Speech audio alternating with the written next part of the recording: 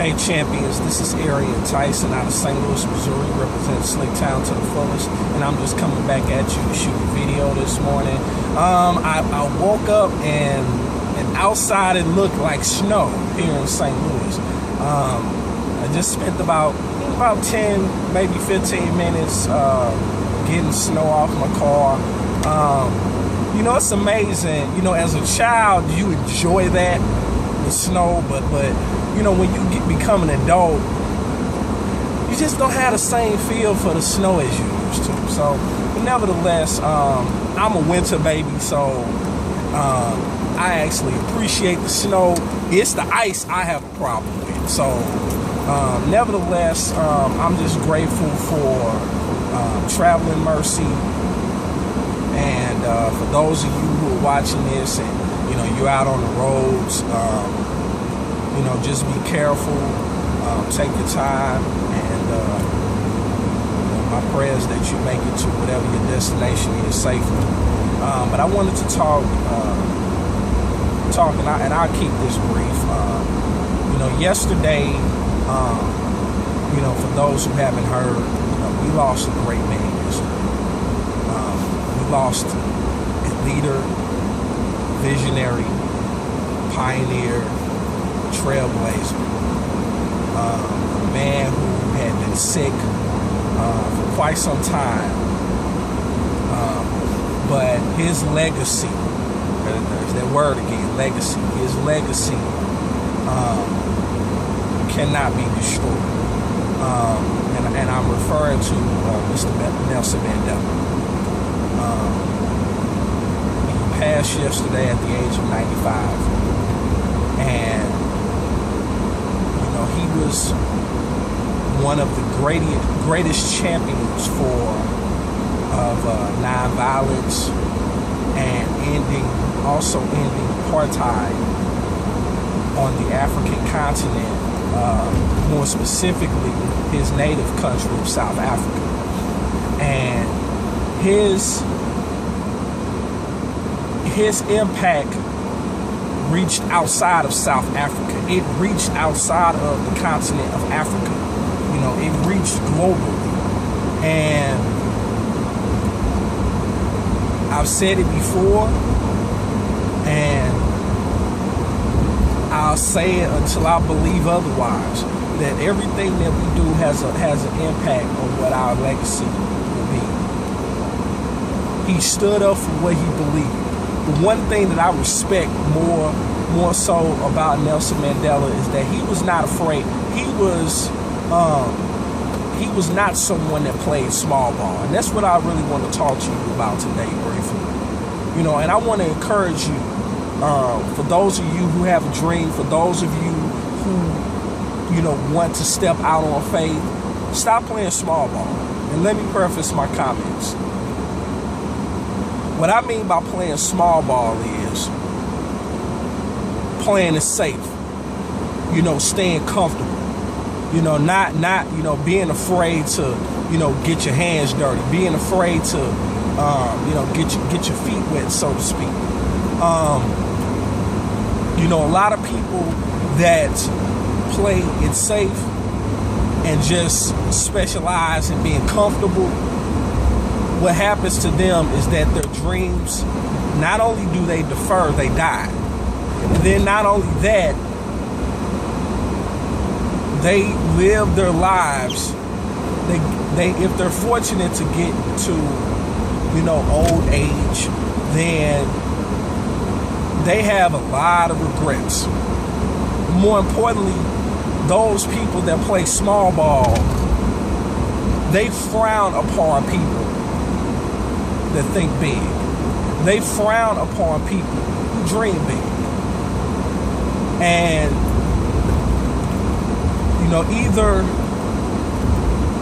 your dreams and your ability to go after what you want out of life and to go after the life that you desire is either going to draw them or it's going to push them.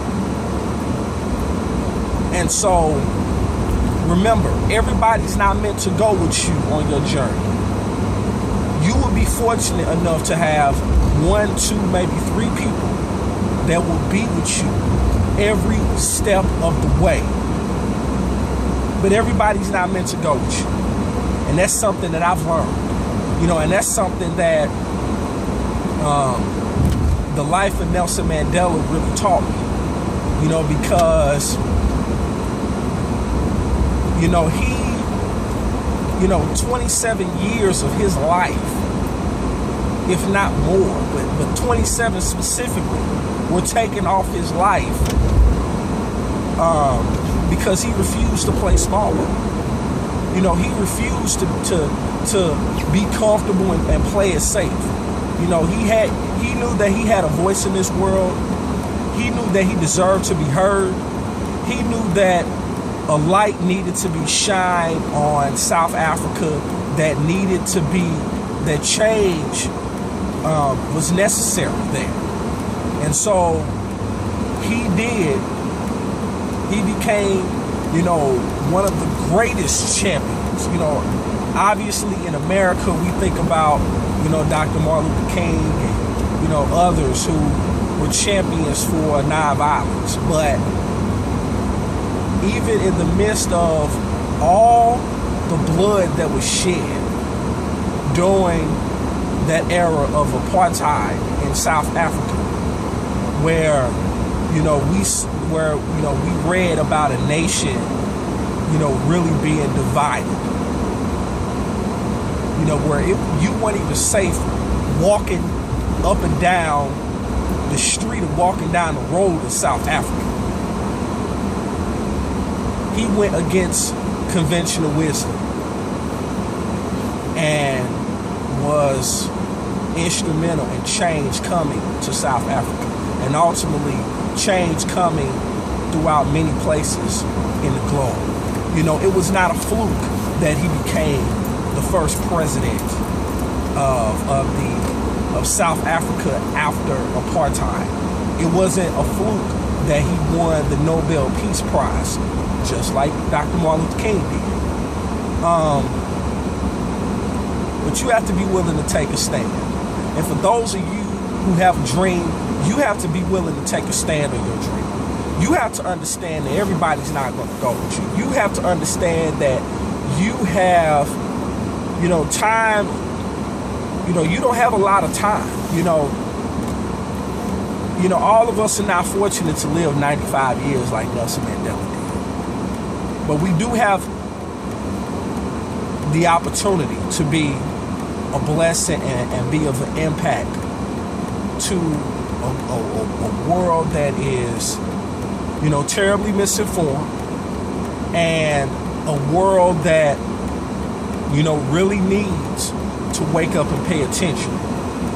And so, as I wrap this up, for those of you who understand the purpose of getting out your dreams, for those of you who, know that that you deserve to be a blessing, that you have something of value to provide to the world, and I challenge you to get around like-minded individuals that will help you bring those dreams out and help you take action. And if you're one of them and you're watching this, then I highly recommend that you connect with me.